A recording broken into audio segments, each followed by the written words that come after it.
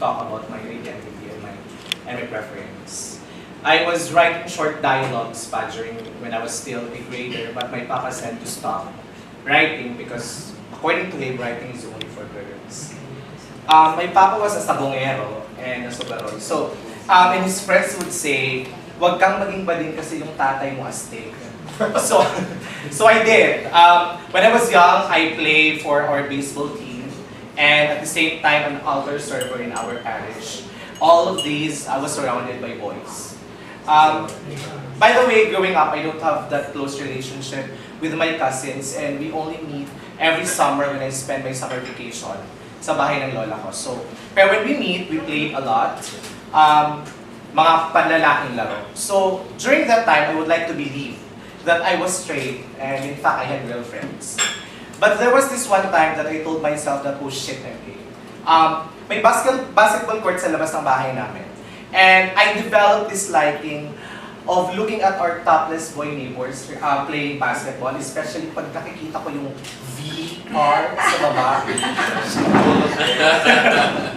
I was on my final year in high school during that time. Then I went to Davao City to pursue college. I majored in mass comm. The Provinciano and me got excited to explore things. I was exposed to gay life in the city until I met my first boyfriend when I was in my first year. A year after, I came out to my friends and they just simply responded, "Alam namin, te." I was also writing for the college publication that time as a news writer. That means I never had the chance to write fiction during that time. After college, I was hired by ABS-CBN Davao as writer/segment producer for a local telemagazine show. It was also during that time that I thought I could write in a more creative way na, far from the standards of other disciplines imposed.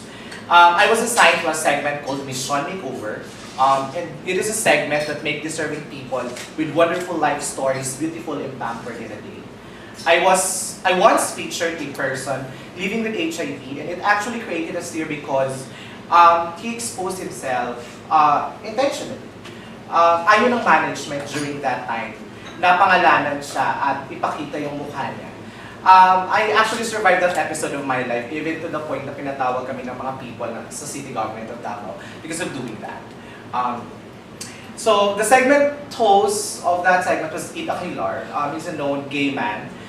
So I was encouraged to write the script sa POV ng isang gay man. I thought it was easy because bakla ako, but it was actually difficult. But I survived it also for like 2 years na nagsulat ako sa kanya. It was also during this time that I learned how to research for life stories inside jeepneys, sa comfort rooms, palengke. But my most favorite place to research for life stories to be featured was sa mga beauty parlors. It was also during this time that I started to write short stories again after a very long time. It was actually first an excuse, writing short story, because I could actually claim it as a work related. But later on, it became a form of resistance sa tatay ko. And 2 years ago, when he learned that I was accepted as a fellow in a regional writing workshop sa Davao, he said, "Tarong anak ka," that means ayusin mo anak. That was the cue for me to let myself write again. I was also motivated to write more gay-themed stories when I came to UP kasi my friends write about them and may nakakausap na ako when it comes to these kind of stories. And I get to meet the authors that I read before pa, our college day before the RTN, when Sir Neil visited our class with Sir Wendell. And shit, that's Jane Garcia. The one who wrote that. So, ganun lang. Even though I majored in media studies, but I secret na makakuha ng elective either sa comparative lit or sa creative writing program ng CAL. I describe myself as a lazy writer. I envy those friends of mine na may writing schedules talaga in a day, they write this and they like that. Ako, if I think of something na gusto kong isulat, I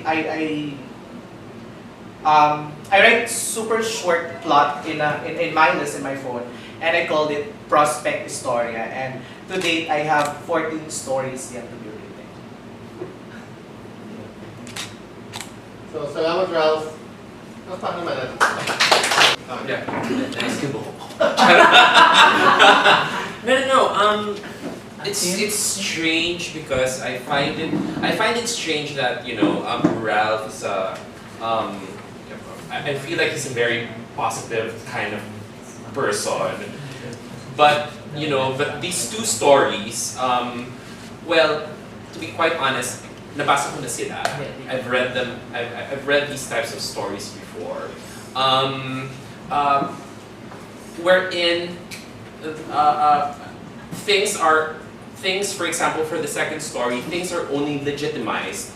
For example, the romance or the intimacy, it's only legitimized through the framework of tragedy.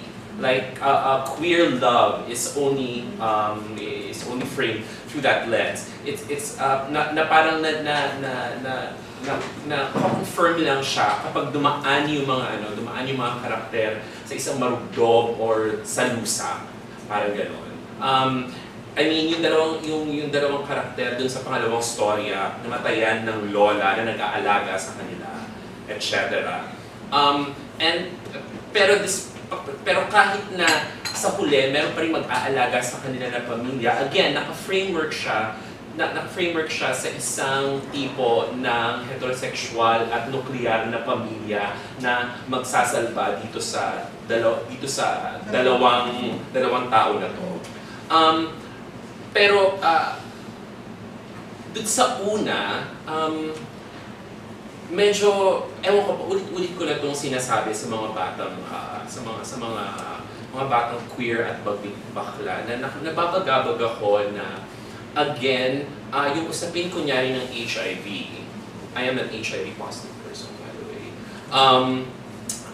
Naka-framework din siya sa isang kind of doomed storytelling. I mean, it wasn't outrightly said in the story, pero bumagyo sa huli. So, I mean, alam natin kung saan na to pupunta. And in terms of structure, I was para akong actually nagulat ako na doon pala papunta itong kwento na to ng kaliwaan. And again, itong kaliwaan as a kind of actually nagkaroon nga ng moral nagkaroon nga ng parang again moral framework na dahil nangaliwa ka or dahil promiscuous ka, you would automatically sort of acquire HIV. And then the term, I think the term used is sakit. Sa kwento. I mean, like we can clarify na, HIV is not the illness itself. It's the virus. AIDS is the illness. Yan yung maliliit lang na pagdedetali.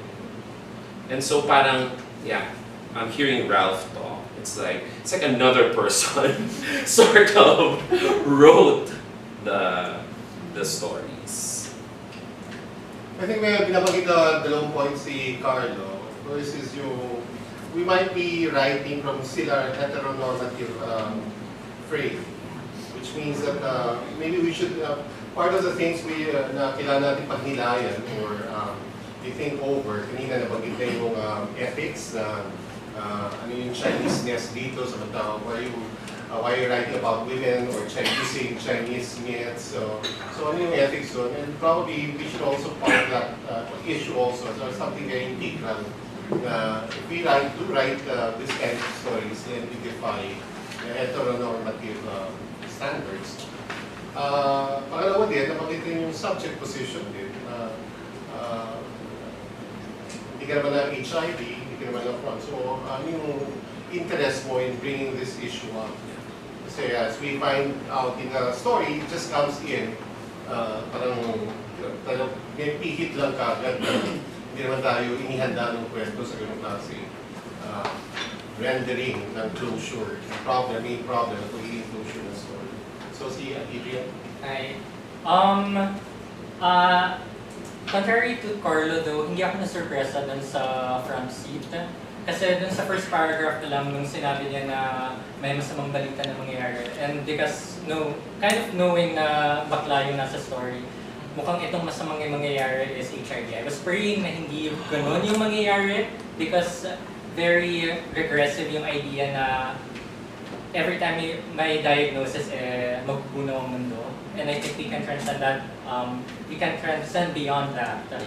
What I found very interesting in the two stories actually was this exploration of incestuous fetishes na I don't normally see, but it does happen. And I appreciated that it was talked about, except that in the first story, yun nga, it resulted in it resulted in HIV na hindi pa rin clear din masyado because I think it was Samuel who admitted to being HIV positive, so I don't know why Patrick suddenly kind of realized that, oh, I'm HIV positive. Medyo hindi ko yun na-guess. And then sa second story, where Monmon is attracted to his cousin Nico, okay, it's like a coming of age, and he's trying to like piece together how he is attracted to not just another guy but to his cousin.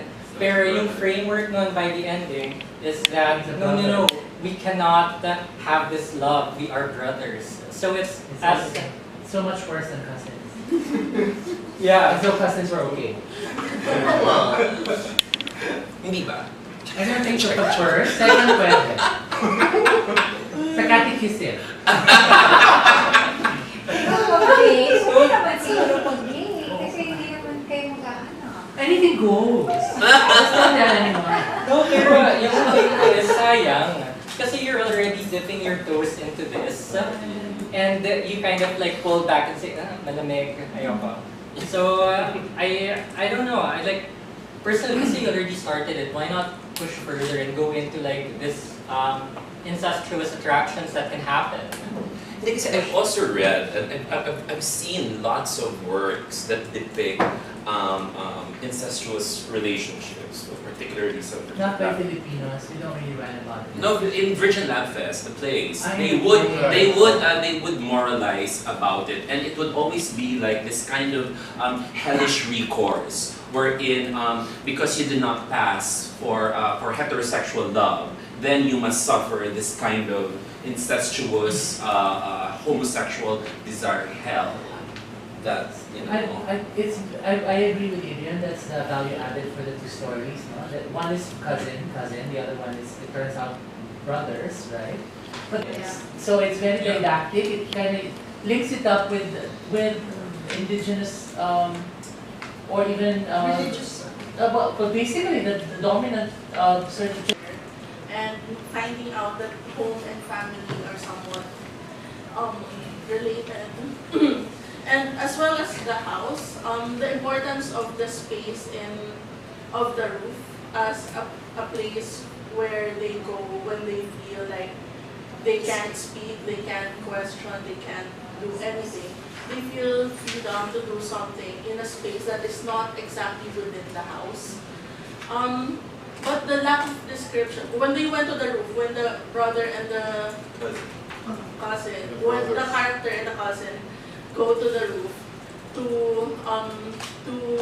think about the grief of the death of their Lola, you don't know how they went there, how difficult it is to go up the roof. You don't feel how they interact with the setting intimately. That I feel like this is a wasted opportunity to utilize space in the narrative. Right. So, pero may bookends naman ng sunset or view of the sun. Is yung klaseng design, yung framing, yung beginning sa ano yan. Kasi, Similarly, my issue with, what's the second one? Suntok sa buwan, was the convenience of introduction of new characters. Each of the new characters was a Mary Sue or what, or it was they're just devices to stimulate.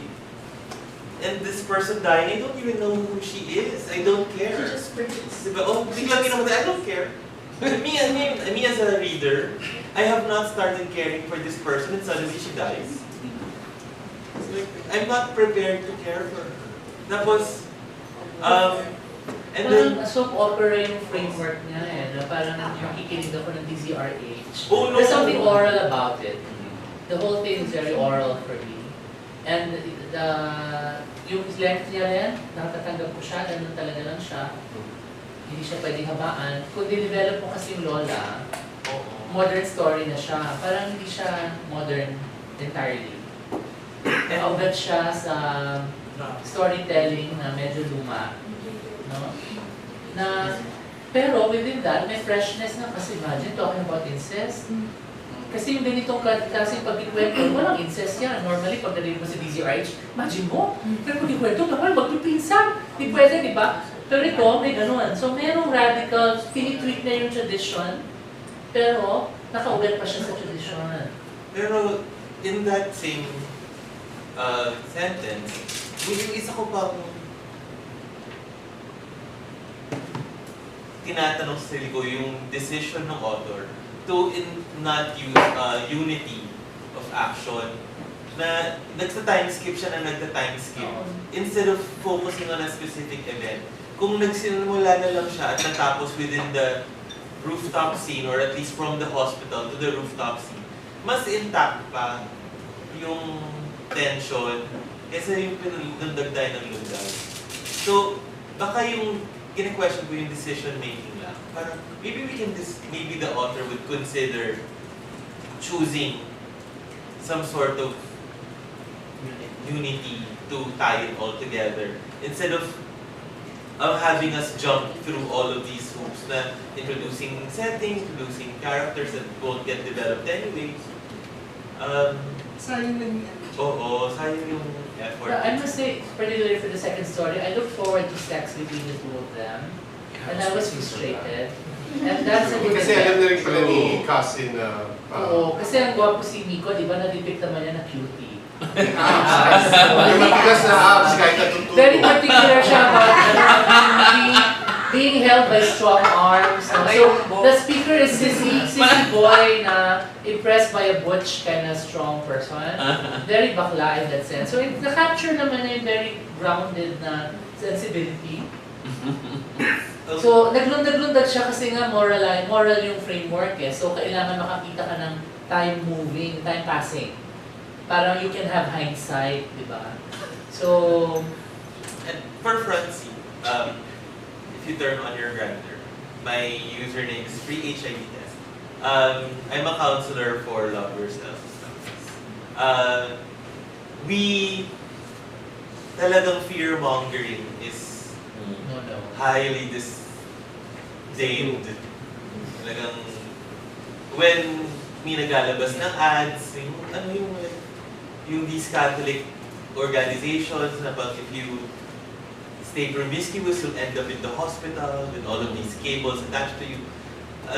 It doesn't help the cause. So, mas maganda pa na ginawang jumping board sana yung the kinds of stories that are attractive to the advocacy would be, say, how do zero-discordant couples date? So, and how you manage your medication with a partner, talking to your partner about PrEP. So, it's about continuing your life, not ending it. So, suggestion lang, maybe it's a good starting point. And then maybe something follows. Si DJ. Dun sa unang akda, unang reaction ko is para akong nanonood ng isang short film. Pero ang kaibahan lang ay nababasa ko yung iniisip at yung karanasan ng tauhan. Sa simula ay parang nabagalan ako sa daloy ng kwento. Parang nagkaroon lang ng revelasyon doon sa dulo, doon lang nagkaroon ng pasabog. Parang ang problema sa ganung uri ng akda, parang halimbawa mambabasa ka, parang naiinip ka doon sa kwento kasi hinahanap mo yung climax. Ang nangyari dito, parang yung simula niya, gitna, wala nangyari. Parang sumakay lang siya doon sa taxi. Yun lang. Nagkaroon lang na parang yung pasabog na sa dulo. Makapal kasi yung backstory. Pero yung nakita mong maganda sa karakter ni Patrick ay sa kabila ng takot na nararamdaman niya, ay gumawa siya ng paraan upang naging aware yung mga nakatalik niya kahit hindi pa naman siya sigurado na meron siya sakit. Parang sa panahon na ganito, kailangan natin ng mga ganong uri ng akda kasi marami ng mga akda tungkol sa pagiging bakla, sa pagkakaroon ng ibang sakit.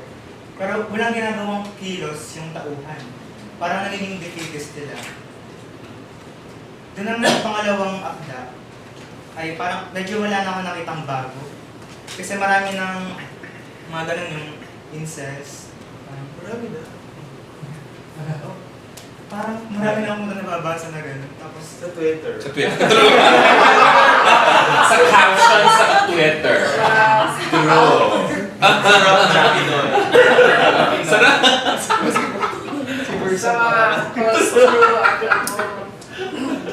So DJ, meron ba? yung sa dialogues, sa pangalawang akda, parang di siya angkop sa panahon ngayon kung paano magsalita yung mga kabataan. Wait lang, halimbawa dito sa... Yun, di ba? Yung sabi ni Nico, yung buwan nawawala, umaalis. Umaabot ng ilang linggo na hindi nagpapakita, hindi nagpaparamdam. Ngunit may nakatakdang panahon talaga na ito ay bumabalik kasabay ng kanyang liwanag. Parang okay, poetic siya, pero hindi pa talaga magsalita yung mga kabataan ngayon. So yun lang. Pati siguro... I remember that part. Ay, ganun.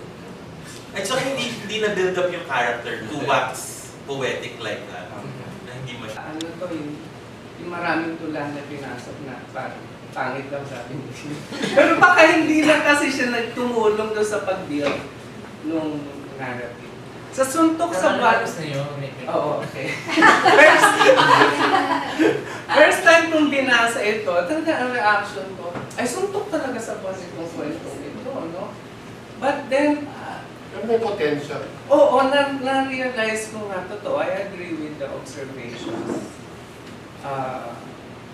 Grabe talaga ang ano, yung internalized, kanina parang pinag-uusapan ni Jai, yung internalized Yung mental state. morals natin against relationships. Promiscuity with Ako din eh. No, gano'n sa There's nothing wrong Di with ba pwede ba yun? Mm. Then I realized, oh, Everyone would be promiscuous if they could. The Di first- ba? the first If there were steps. no repercussions, If you're pretty enough. yeah, everyone would be promiscuous. How dare you? Lucas. Very, well, Yeah, and, it's pero, not unique na Nori just said it. Yeah. You hear it? yeah, it Huwag na lang. brought me my experience. The first guy I saw was my cousin.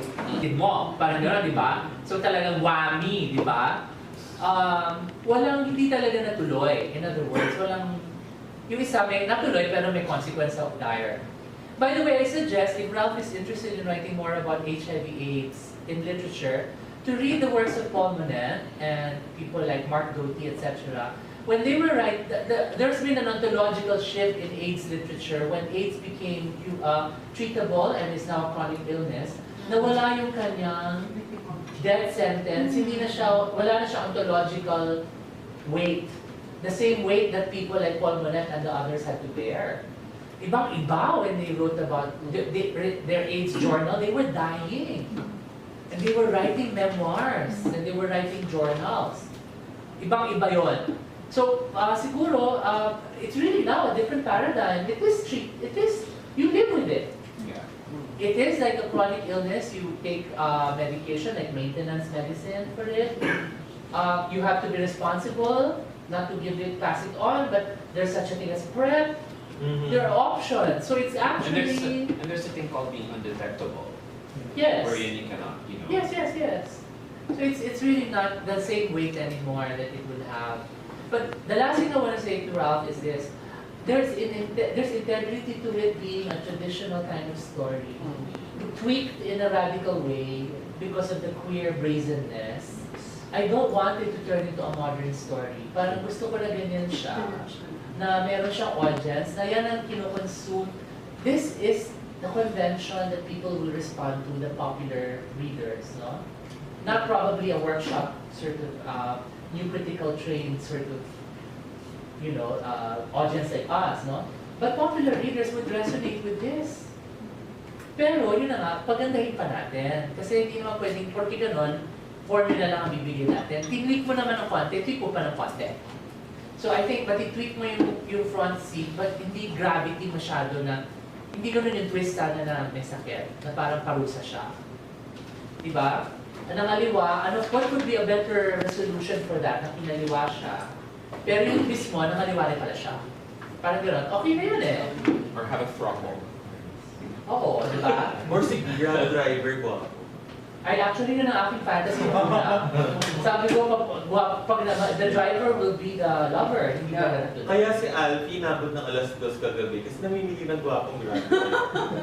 May amo Hindi ka. ko pwede mamili ng Grab driver. Pwede, cancel na ng Drop na Kaya ang taas pa rin. Hindi bayad. Every time mag-drop ka ng Dagdag. booking. Oh. Yun nga, inisip ko nga yung driver, baka siya magpapakita rin ng promiscuous din pala Yeah. siya, di ba? But anyway, nabanggit na rin naman niya yung tweak, no? Mag-nitpick na rin ako. Yung may mga ano din, doon sa, may mga gas-gas na ng mga description. Pagkakailangan lang talagang, ang technique ay, I don't know, it work for me, no? Yung pakinggan mo yung mga salita na ginagamit mo. Like, bumalik ang kanyang ulirat. In the first place, ano ba siya? Nahimatay ba siya? Parang ganyan. Yung mga description din. Tapos, yung eksena na yun, gustong-gusto ko kung, yun, alam naman ninyo yung show, don't tell, di ba? yung mga yung bagay na ginagawa nilang magpinsan, I think it's better that show it, no? Kesa ikinuwento, i-describe mo. Yun yung mga ganong tingin ko mga tweaking na gusto ko sana. Tapos sa suntok na, ito lang, hindi ko na alam, no? LGBT writing. We have this, kahit ako, guilty deed. Yung description natin ng mga pinababaliwan natin, lalaki, sa kwento. Guwapo na matalino pa. Very ideal. Kasi balagtas din naman kay Florante. Fantasy production yan. Oo, Don't put fantasy that down kasi yan lang ang sinulat ng Tingnan mo, ilang taon ni success story. John. Naka-project. Biglang naka-visualize sa writing, nag-materialize. Bahala kay John. Just to shut myself up. Mas realistic lang siguro. Kasi parang deified na siya ng konti. Can't he be flawed somehow? Kasi the flaw is more attractive, Mas- diba? Kung medyo flawed Okay, siya. lagyan mo naman konting skin disease or something. Oh, leprosy lang. Di na naman na HIV, meron pa pang acne. Pwede acne na lang. Relatable acne. But, finally, hindi. Seriously, how do we write about HIV in LGBTQ stories? No, kailangan very conscious tayo dyan. Sabi nga ni Neil, suslugan ko lang yan.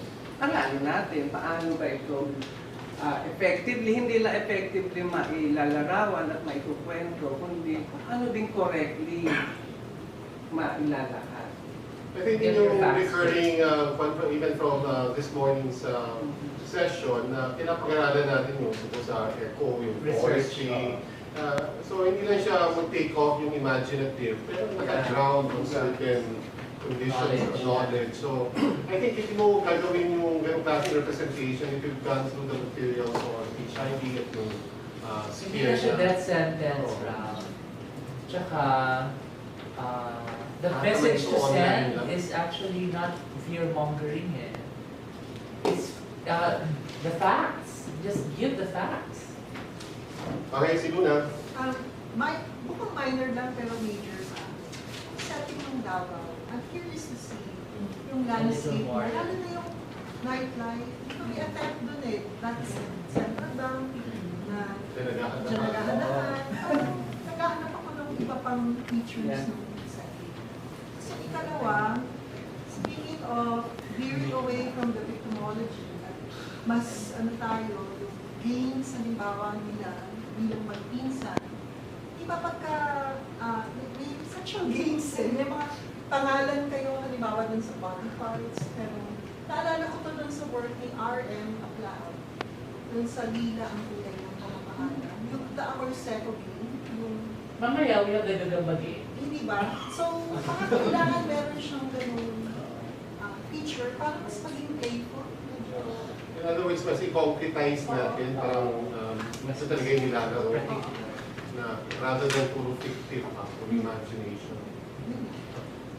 Si John, happy Ayan na. Yung Natayamin ang ano yung gusto ko sa project no, kasi opportunity ito na yung baguhin natin yung panahon natin no, bilang writer saka ng mga leader din no, yung parang tungkol sa HIV, AIDS hindi na siya death sentence no, so hindi na siya yung incest din no, kasi yung concept natin ng incest kasi sa naging kasalanan lang siya dahil sa pagiging Catholic natin, maging Christian no. Kaya tuloy no, konti sulat natin tungkol dito no, kasi tabu nga yung topic. Pero nangyayari naman talaga siya araw-araw no. So, pwede pa tayo kamera. Oo. Front this. Ano tanong sa nila? Oh, I think that the only way is to confront it and write about it. And then, time will only tell kung matatanggap yan. And I don't think dito naghihingi pa tayo o naghihintay pa tayo ng affirmation ng society, di ba? Kasi, tingnan niyo, naisip ko lang, di ko alam kung tama yung naisip ko, no?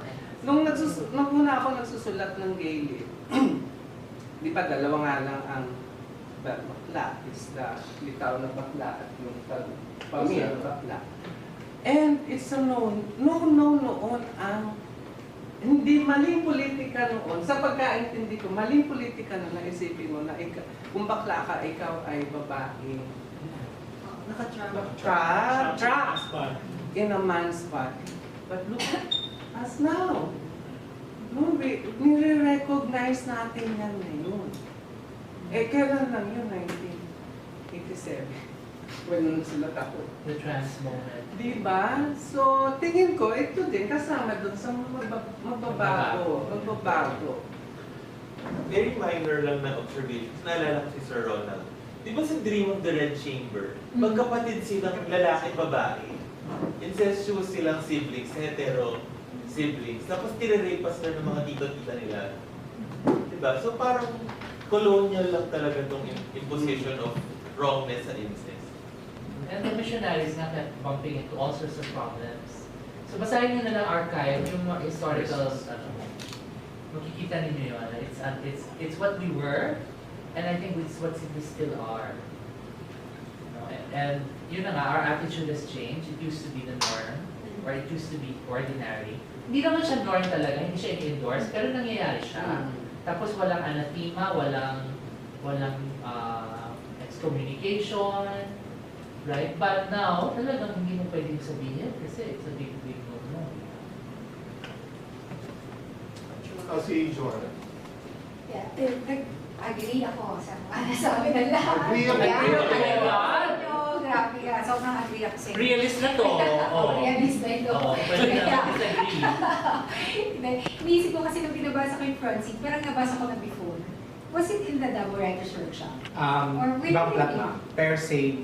Diba? Parang, binago mo na siya. Binago pa na. So, yun yung iniisip ko, hindi ko naman maalala masyado. Parang nabasa ko na, pero hindi ito yun, yung kwento na yun. So, ang napansin ko ngayon, habang nakikinig ako sa mga comments, na iba talaga yung approach dahil LGBTQ workshop ito. Dahil nga, yung naka-highlight talaga yung queer issues doon sa mga teksto. So, it showed me readily why it's so important to have this particular workshop as a safe space to discuss these matters, and where you can reveal certain things, personal things, and to feel safe, to feel safe that this is a community that will not judge you. Although parang syempre inside yung parang feeling mo pero talagang ano yun eh, parang internalized talaga yung shame doon sa incestuous relationships. So, yun yung isa. Pangalawa, yung nabanggit ni Neil kanina na sabi mo, pwede naman siya talagang may integrity bilang traditional na Tagalog short story, yung mga yung approach niya kasi, di ba, parang ang radio drama.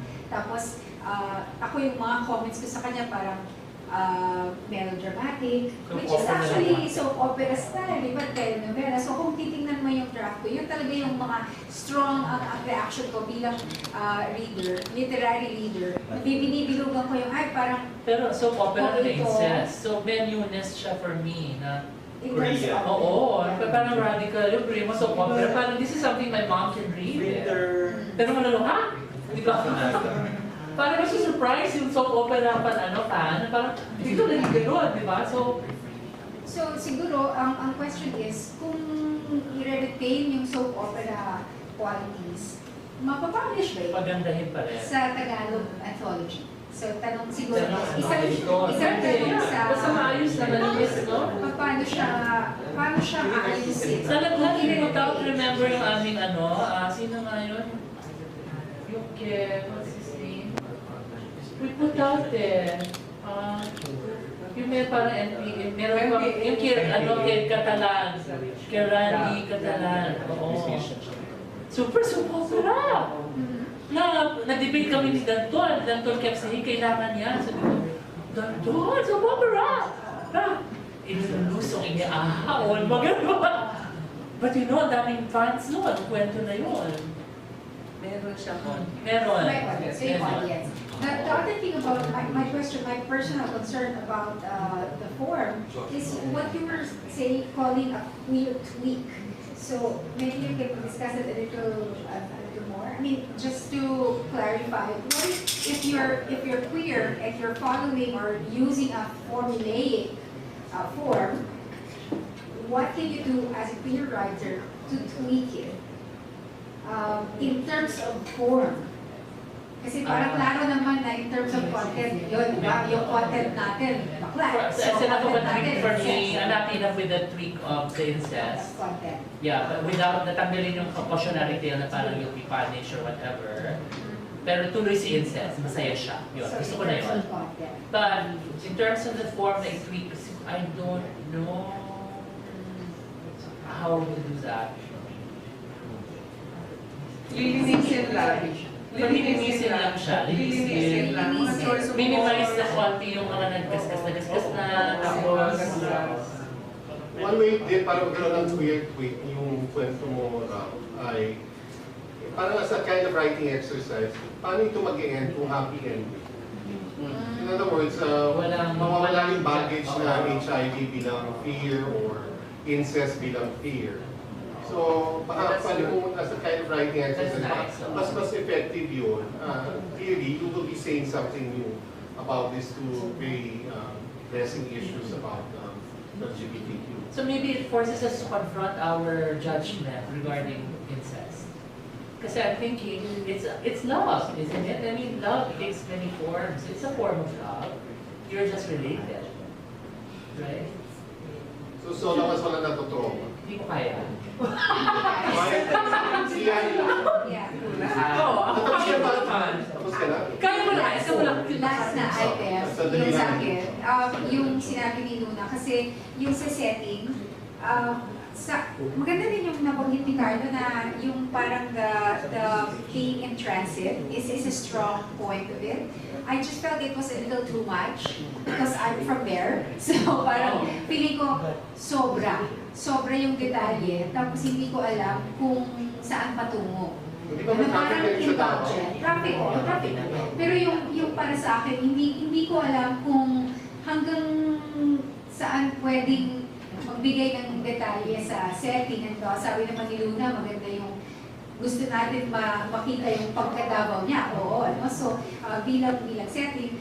Pero gano'ng kadaming detalye bago siya maging sobrang detalye in terms of setting? I think if it adds to the mood, kunyari, anxious state siya, therefore yung dialogue, yung detalyeng represent, ay mag-heighten mo ang anxious state niya na everything is afloat, nothing is grounded, fears niya, etc. So kaya crucial yung dialogue sa driver or yung mga pinapansin niya should add on. Pero pag it does nothing, then sobrang dami yung detalye that does not work for the story. Ang galing. Si Andrew pala. Siguro comment lang din on the sensibility or positioning ng author.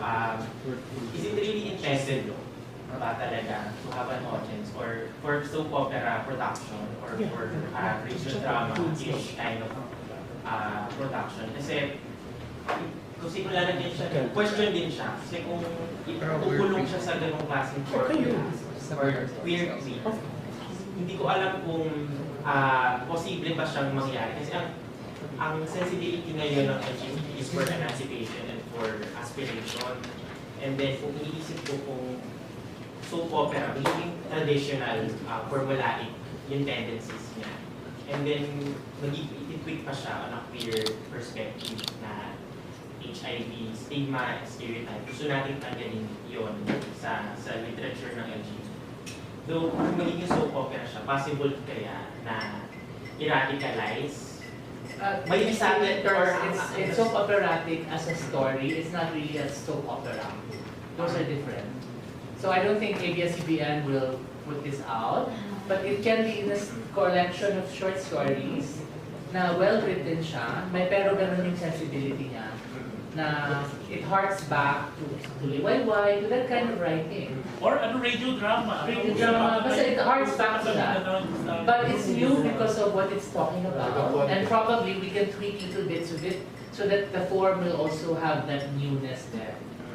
But I like the fact that it stays more or less aware of its tradition. Kasi yung mga sinasuggest ng una, talagang towards a modern story na. Yung dwelling na, yung iba na, hindi na yung ginagamit na conventions ng traditional stories na. Kasi nung binabasa ko siya, since millennial LGBT and young writer, traditionalist yung form niya. And then, iniisip ko paano siya magiging posible kung tawag dito, kung pagpakulong siya sa ganung klase. Pero, since parang traditional pero pinabago yung form niya. That's the direction I'm thinking for it. But maybe the author will decide kung gawin ba. Pwede rin.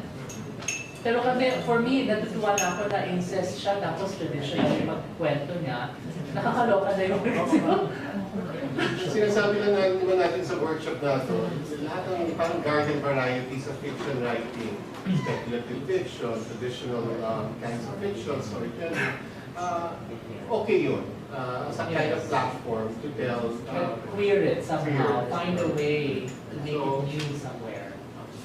In other words, yung newness, papasok na dyan sa queer content or queer twisting. Si Lilian. There was a detail that I appreciated sa front seat. Yung nagsimula siya na naghanap siya ng nasasakyan tapos hindi na naiintindihan yung mga locals na mga driver. And I thought na bilang isang taga-Maynila na reader, nakita ko yan as a gateway. Parang I'm understanding this protagonist. Yung naging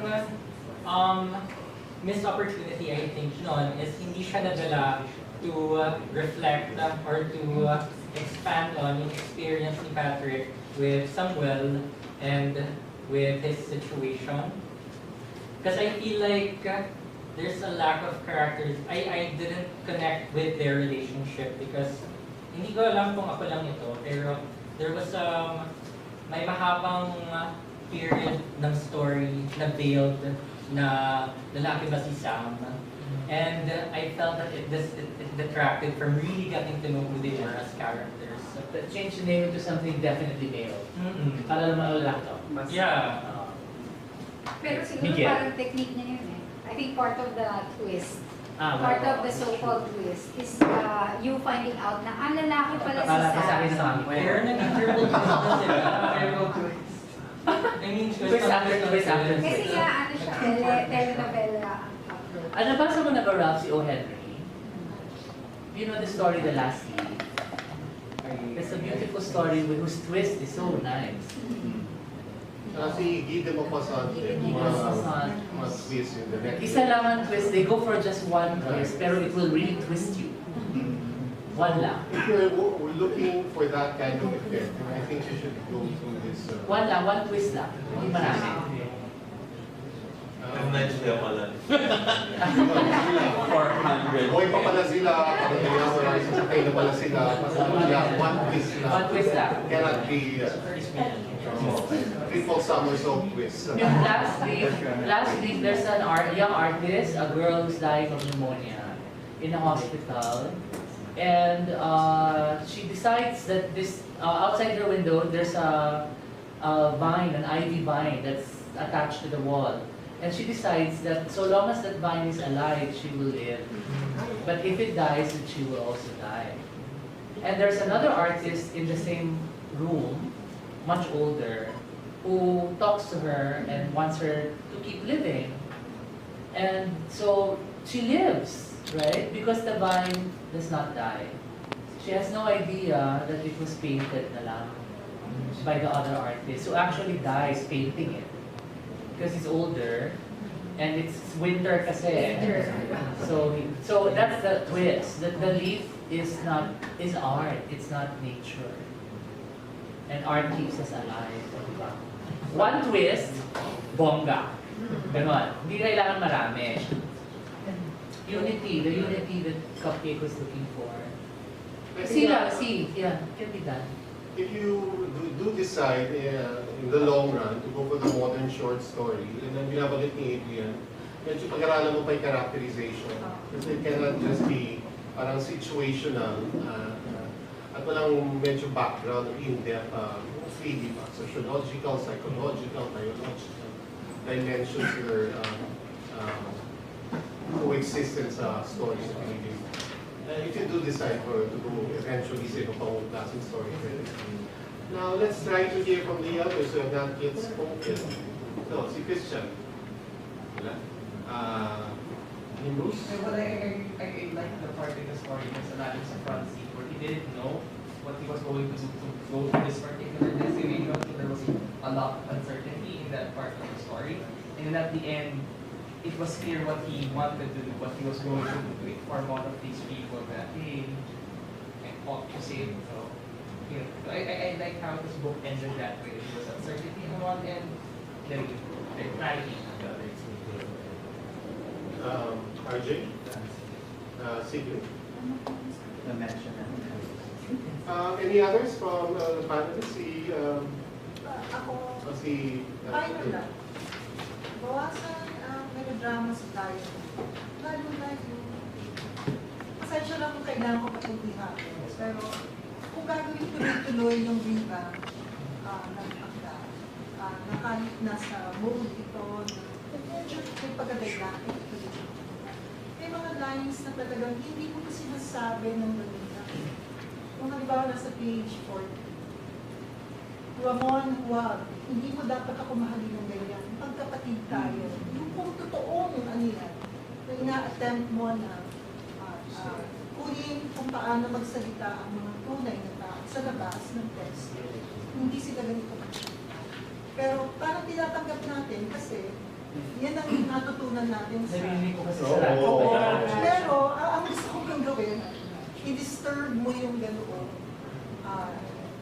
Structure mo yun para pag pinakinggan, parang sa... Tanggalin mo yung line na yun, dinig that embrace and make out. Total, siya naman ito eh. They have to have sex. They have to have sex. Yun na yung tweak. And then, may tanong lang kay Rob mo. Kasi di ba, I think the problem with language ay, Bisaya kasi siya. First language of what is, Bisaya or Ilocano. And then it's a mix, not? Kasi from Davao del Sur, no? So, ayan yan, kasi ang very strong ang tradisyon sa Mindanao ng drama sa radyo. Kaya yung kanyang dialogue, translation yan from Cebuano or Ilocano. Narinig yan. And I have a suggestion. Have you tried writing one? Opin na. Yun! Sulat mo kayo. Baka mas wala kang language problem pag ginawa mo yun. Kasi kaya nanonotice nila kasi mga Tagalog ko talaga. Kaya Parang sinauna na ang dating sa akin. Pero buhay na buhay pa naman sa inyo to kasi ganito pa yung translation. Kasi Filipino ko, Flor de Luna, saka di Wi-Fi. Ay, doon ko na po. Isang bastos yung Filipino mo. Ako na yun. Di ba, I started to do with that. So yun, I suggest you write in Cebuano, Mindanao. Yeah, okay. Pero iba din naman yan. Kasi iba din yung kailangan niyang pag-aralan din yung tradisyon. Oh, of course. Pero I think mas makunti maging problema niya. Mas malaki problema niya. Mas malaki problema. Kailangan pag-aralan lang. Eh, bakit ka ba nag-shoot sa Philippine Tagalog yung... Ed siya eh. This is bilingual education. Huwag siya naman mag-explain mo. Bakit ang Tagalog ang ginamit mo hindi sa buwan? Actually, I write in Binisaya. Yeah, I'm just exploring para siguro mas marami ang reach. But yeah, it's my insecurity, yung language. Kaya parang when me and EJ talk, shit, I mean, you really write well in the Tagalog, then kasi parang sa akin, parang yeah, I have this insecurity, but I kept on holding on to what one of my professors said na write the way you talk. Parang ganon. And that, yeah, kaya nga siguro po parang may match ng super duper old Tagalog. Kasi I try to sound like the proper Filipino, I don't know. Kaya nagkakaroon po ng pagkakahalo-halo ng like the modern way and the old, I mean the Tagalog. Parang isa lang yung nag-gay writing, no? Si Joseph lang, no? Si Jeff. Pero hindi talaga sila, ganun kadami, no? And masaya ako na malaman na kahit ang Bisaya Magazine ay nag-accept na rin, no? ng gay manuscript. Siguro, dahil isa sa mga editor niya yung magaling na fictionist sa Cebuano, si Richel Dorotan. So, at ang mga stories ni Richel bastos din, no? Kaya siguro easy for him to publish Richel Dorotan or Omar Khalid na kanyang. So, mahalaga din ito, gusto ko i-stress, kasi tingin mo kasi yung term na yung lingam culture, no? Sa Cebu siya nagsimula. Lingam? Oo. Hindi pa uso sa Manila. Of course, sa Philippines, hindi ko sabihin. Oo. Grabe, your honor, mali yan. Sa lingam massage? Ha? Oo, yung lingam massage, no? So, hindi pa uso sa Metro Manila, uso na doon sa Cebu. No? Mas malagura ang mga massage parlor sa Cebu. So, you're a big fly. Sorry, Governor Gwen. And then, yung dalawang kwento ito, dalawang mukha rin siya ng bayot, no? Oo, again, no? Yung isa sa city, no? Mga key cities sa Visayas, saka sa probinsya, no? Kaya kung nakita nyo na, magkaiba yung sensibility, no? ng dalawang kwento. Sa Waray Lit, walang nag-gay writing, no? Buti na lang ngayon sa Komisyon sa Pilipino, si Jerry, Gracio ay sumulat in Waray, no? Pero si Jerry lang kasi mas identified as writer in Filipino, no? Sa Aklan nun, wala rin, no? Masyado silang macho, no? Sa Iligaynon ngayon, medyo dumadami na, no? Among the mga kaedad ni Joseph, like for example, last year lang sa Palangka, for Iligaynon, yung nanalo si Sol Gadong, no? Lesbian Story. And then yung second place, kay Alice Gonzalez, although hindi siya lesbian, pero lesbian theme yung kanyang story na nanalo last year. And judge ako, and I was surprised kasi kasama ko dalawang Jonda na judges, no? Nung nag-ranking kami, talagang first talaga yung kay Sol Gadong, no? Parang pinag-usapan namin yung literariness, no? Hindi dead na kami sa lesbian ng team. And deep inside, I was so happy, no? Na pumayag si Corazon Villarreal, no? Saka si Ada Loreto, no? Na ganun yung result, no? So, sa mga tuwid, merong pag-asa, no? Na dami pa, yayaman pa yung gay writing sa Kabisayaan. Pagbalikan natin yung Cebuano, medyo matapang itong pamagsulat ka sa buwan, no? Lalo na based in Cebu, sa magsulat ka ng gay theme, no? Or gay writing. Kasi yung Cebu kasi na traditions, di ko tagay tradition. Yung tagay-tagay, yung mga macho talaga, no? Yung bathalad, no? So, ito yung mga tarang machong lalaki ang sumusulat ng Cebuano. And that's why, hindi katakataka na sa Cebu rin umusbong yung unang organization ng women's writer, no?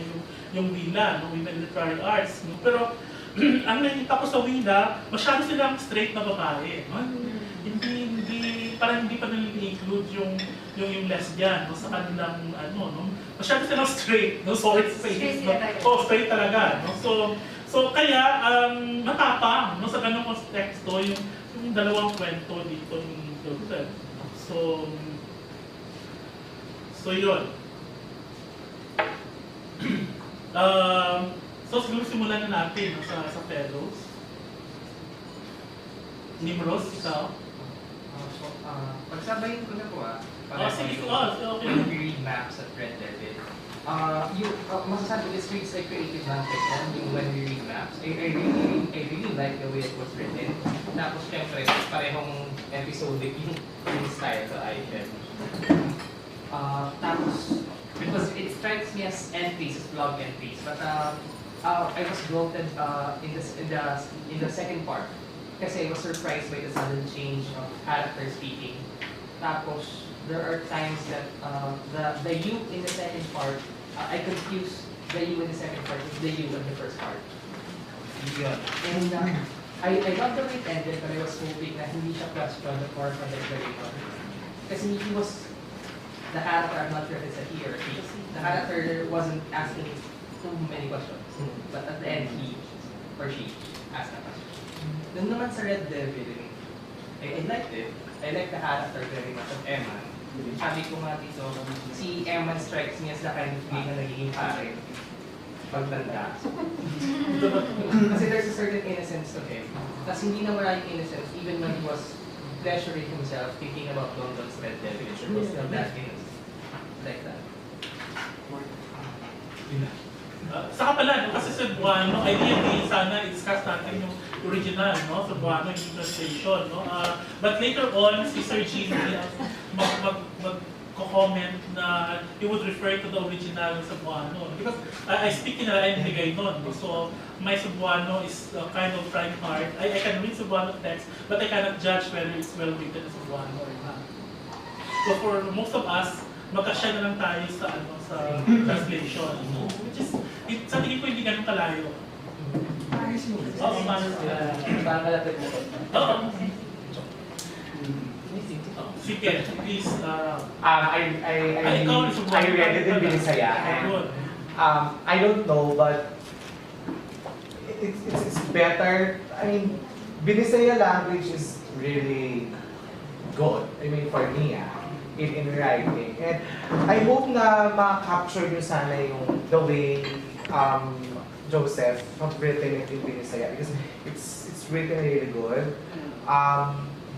For one, yung although episodic siya, but the flow was there. Specifically, sa first one, yung flow, yung kung mobasa ta sa mapa.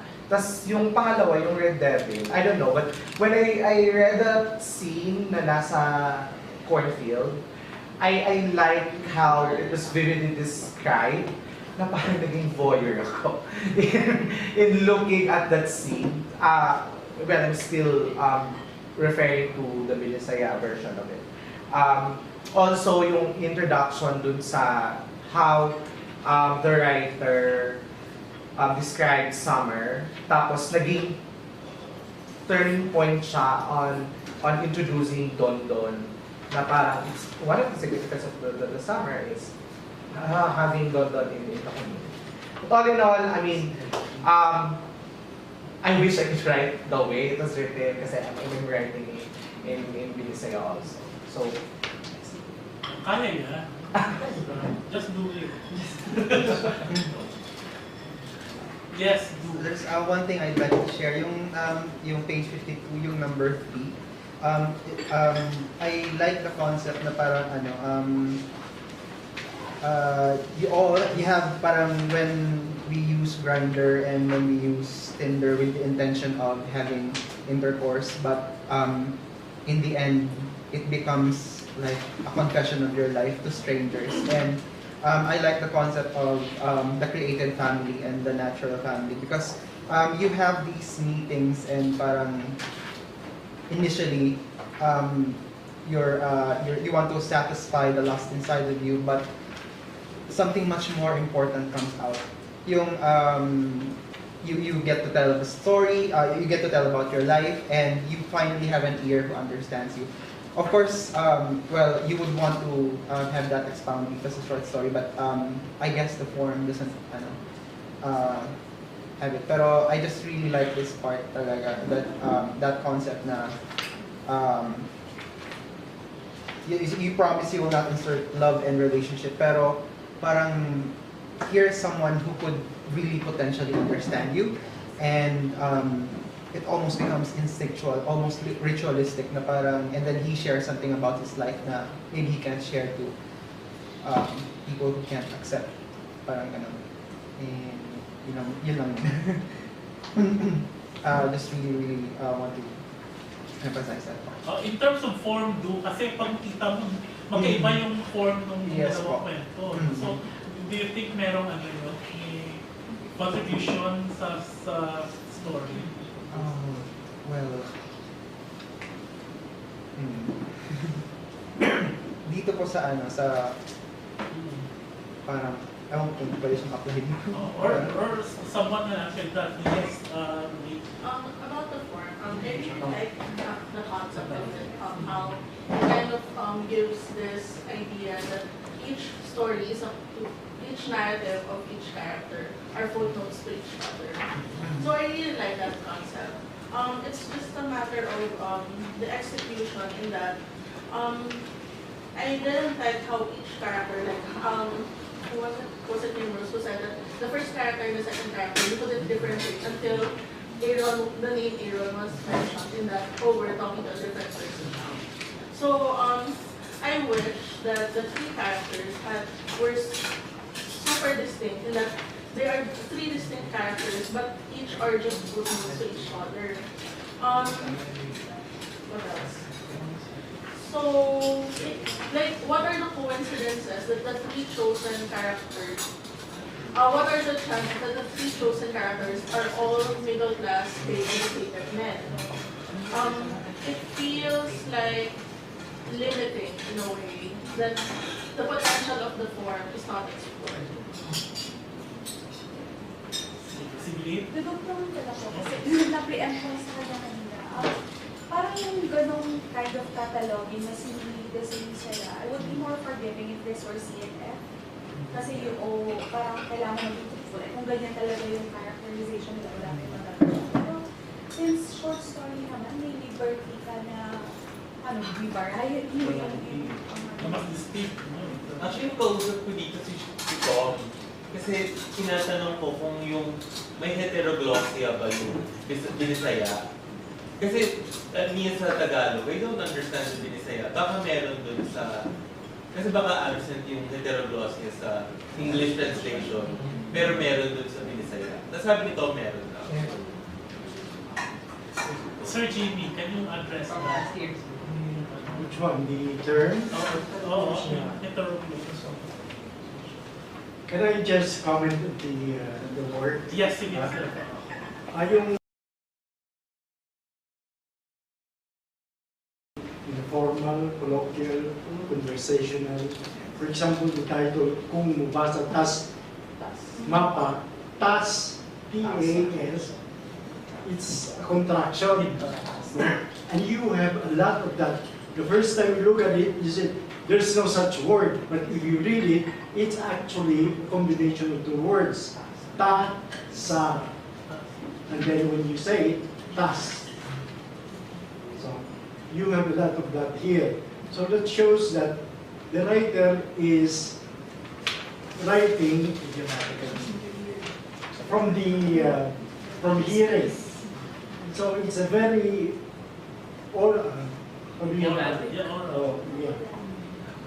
So, maganda ang flow niya. Now, the first story is a little bit parang hindi directed. Walang one direction. Kasi, ang dating niya is, it's like putol-putol. Ang point of view is second person. It's like somebody is describing his action. You are listening, you are doing this, you. But actually, it's him. It's the I. But the you point of view is used to distance, I think, the narrative from a very close personal confession na I, let's sabihin mo, you. Okay? Ang ano dito is, the entire story is the search for love. Ang title niya, kung mobasa tas mapa, so how to read a map. But it's not really about reading a map, it is how to find love. And that's the entire process. And the way to look for love is not pursuit of just one person. Eventually, meron siyang error dito. Pero marami na siyang, along the way, marami na siyang na-meet. And all of them have distinguishing physical marks, but nothing prospered beyond one night stand probably. So, hanap pa rin siya ng hanap. And in the end, there is a suggestion that he might commit suicide. Kasi ang last niya is, you did not get that. Kasi somewhere, hindi naman sa middle ng 3/4 of the story, they pass by merong lalaki na tumalon. Ang suggestion dito, yung sinabi niya na, why do we may higda ka balik sa country, you lay down on the bed, no? O nangutana ka sa kaugaling nga, no, you ask yourself, why pasagdan man nato atong kaugalingon nga matulog, meaning halapad nga universo mabuhay sa mahal. Why do we allow ourselves to exist in this world where nobody loves us? I mean, that kind of dark attitude, that's my big quarrel about the story. I like the story, but my big quarrel is the character is young. He's not super good looking, but he's not ugly either. No, if he had encounters with half a dozen other young men, he could have more, another half dozen, and eventually you will find one that would call out and say, hey, who wrote this? This is bullshit. I mean, look at this. Huh? Men read maps better than women. Is that true? Do you accept this? It's a joke naman. This is a comedian who said it. And the Trump Well, the thing is, if you're not aware that this is a comedian, it's serious deal. I think in the spirit of camp naman siya. But I'm thinking, what it is, essentially what it's saying is that men exaggerate the length of their penis. That's what it's saying. Yeah. Right? And because of that, they can read maps better because maps are small, but they're actually about something big. It's a kind of like really bad analogy, but it's a joke. So kaya nag-isip ko bottom siguro siya. Kasi obsession with inches. Diba? If you're top, would you be obsessed with inches? Of course! You already have it. It's the bottom who likes bigger ones. compare. No, compare. Moderate size the best. For bottoms?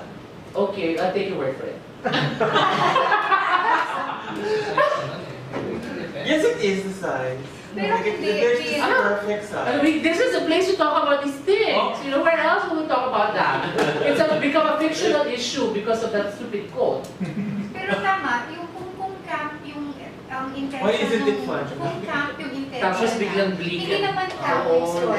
That's not this job. Hindi siya bagay. Kaya hindi siya bagay. What is Roseanne Barr doing there? When you read the story, it is not camp. It is melodrama in a way. I disagree with everything. Sige. No, actually, I like the story. And actually, kung bibigyan ko ng advice yung character, you know, just hydrate, honey. You just need to drink water. I don't actually think he means all of this. Yes. I actually like the texture of the piece. Drama because queen na moment ito. it's not even a drama queen moment. He's actually being cheeky, I think. He spells for us this this kind of surface technology of sexuality, and he's actually looking for friction and texture, and I think that's what he's being cheeky about. About the story that you will write. This is not the story. No, that's what I got. That's what I got from him, because I actually also empathize with the character. Even the mention of, and I appreciate how he mentions HIV just in a kind of passing thing. You know, he doesn't dwell in it. You know, he doesn't. And the fact that, you know, he just throws these things in the air makes me think, you know, oh, this is a very nice IG post. This is an Instagram post, you know, and it tells something about the younger millennials, the tech savvy ones. Wherein I have a feeling that they really do spread themselves quite thin, because on Twitter or on IG, you know, I have a feeling that these younger queers and gays who make themselves products, who make their bodies the actual product, because, you know, some of them are performance artists, but then again, you're just taking your clothes off, honey. You know, you're just leaking your nudes, and so sumasabay din sila.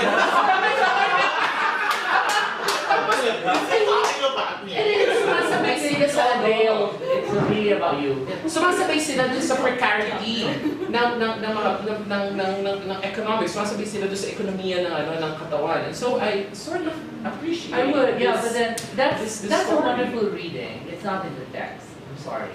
I would want that there. If that were that, not, Yeah. I would want more. I would want more cheekiness. I would want more self-irony. I would want more self-reflexivity. What we have here is actually, I think, an attempt at an earnest sort of like attempt to capture earnestly the aimlessness, the rambling quality, you know, the superficiality of the erotic life of a young person. That's not what I saw. Yeah, that's, I think, where, yeah. What I saw, what I appreciate, I think it's successful because I didn't like it. Because I think, you know those stories written in the point of view of the villain. This is a person who just saw someone commit suicide. Pero yung focus nila, nasa sarili nila. Like somebody jumped off a bridge, I'm so sad. Really? Parang, I dislike the main character. But I think that was the point. The point of the story was for me to dislike him. So yung drama moment yan, parang how can you sleep unloved in this world? Oh, somebody just Walk up jumped off a here. cliff, you bridge. Walk up here. Walk That was here. really a cry for help in my opinion. It was, I'm sorry, mixed signals perhaps, you know, and it doesn't have the unity that you prefer. Hindi, I pero didn't like it. I don't, the mention of the suicide happened twice. And it was shrugged off by this I person bemoaning his loneliness. And I'm like, oh, really? If you have an Instagram post, you should write down, I saw a person commit suicide. You'll get a lot of, you know, like, wow, emoticons. I think ang kaya kulang dito sa first story is yung purposiveness. I mean, what does it want to say? It should unravel itself towards that kind of direction that everyone gets that, well, most of us will get that point. parang at this time, it's just rambling, I think. Ronald, you wrote the novel full of tweets. Di ba dalawa back-to-back naman? Tweets ba yun? It's just euphemisms. Collected, no? So, parang dito, parang wala pang nakikita kind of design. It's just that... But you had the design for that, because the tweets were thematic. Right. So, pero, on the other hand, pagkatapos, nababagal din ako ng details and tries to go global. May Shinkansen, may EDSA, may Wild.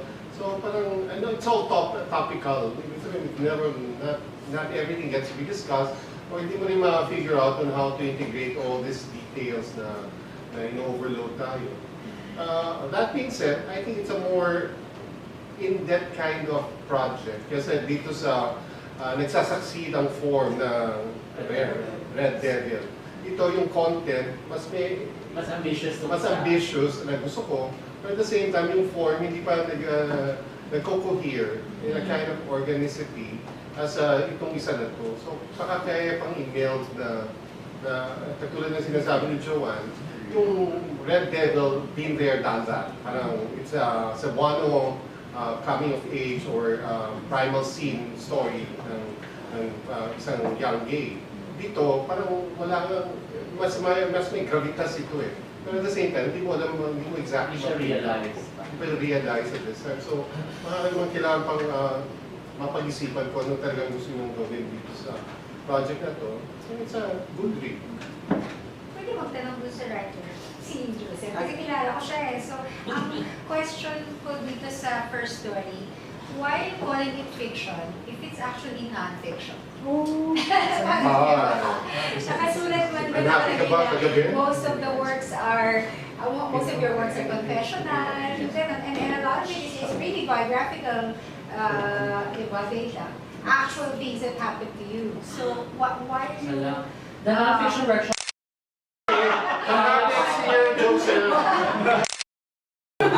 Please, you can leave now. I think the wholesome portion of it are confessional, while the others are made up.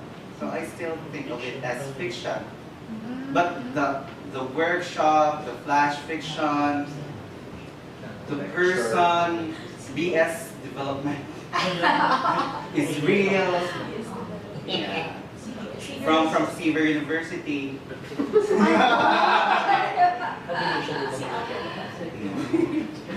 yung project was to fictionalize the actual experiences? What was the project? I think my project here is I try to connect everything. The three stories has three different narrators, but it sounded like the same because of the translation. But in Binisaya, it sounded different. Tama ba yun, Jimmy? Oh.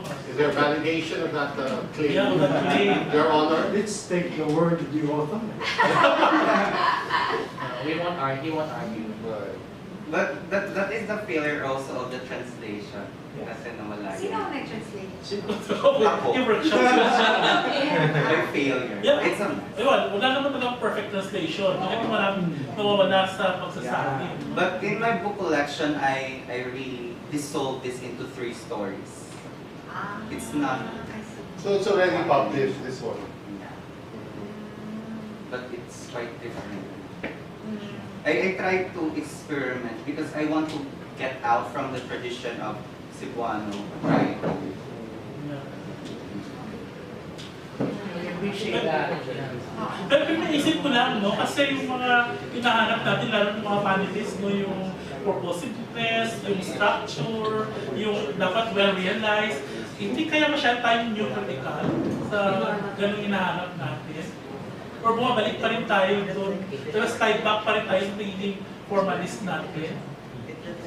What do you think? I have read a whole lot of postmodern fiction. And my appreciation of this work is in view of what I think it wants to be. That's the framework. So if my suggestion is that we move toward this, it's because I think that's where it's supposed to go. Now I may be wrong, but that's the argued understanding of someone who's read a lot. So, take my word for it or no. Pero ganun lang naman, it's really, your work is judged according to what I think it wants to be. That's it.